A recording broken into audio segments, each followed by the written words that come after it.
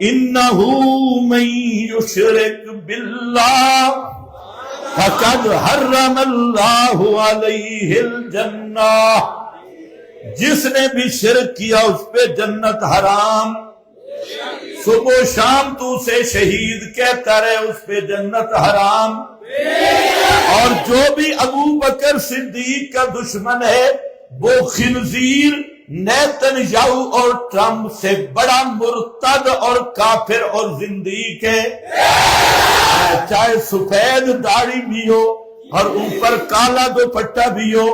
اور جو ابو بکر صدیق کا دشمن، فاروق اعظم کا دشمن، حضرت عائشہ صدیقہ کو بکواس کرنے والا، وہ اتنا بڑا کافر ہے کہ نیتن یاہو اور یہ ٹرمپ جیسے 1000 کافر اکٹھے ہوں اس ایک خنزیر کے برابر نہیں بن سکتے۔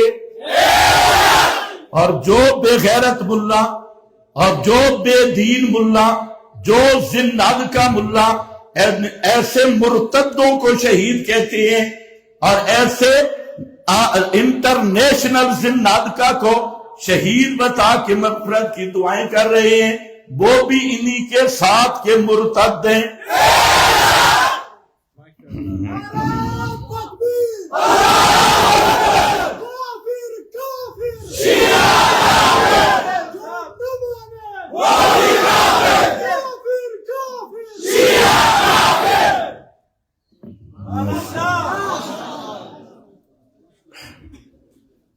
انہوں نے ادھر میڈیا پہ بیٹھے ہیں، مولوی ہیں، مفتی ہیں، لکھ لعنت ہے تمہارے مفتی کہلانے اور تمہارے مولوی کہلانے اور مدرسوں کے ذمہ دار ہیں۔ ایک وہ آدمی ہے جو 60-70 لاکھ مسلمانوں کا قاتل ہے اور موحدین کا قاتل ہے اور اصحاب پیغمبر کا دشمن ہے، اور ابو بکر، عمر، عثمان، علی، حضرت عائشہ، حفظہ پہ تبرہ کرنے والا لعنتی ہے اور کتاب و سنت کا باغی اور دشمن ہے۔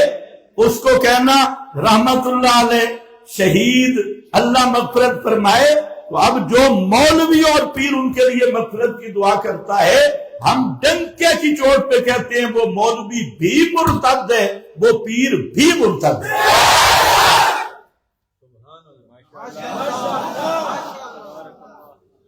ہاں، دیوبندی کہلائے تب، کوئی اور کہلائے تب۔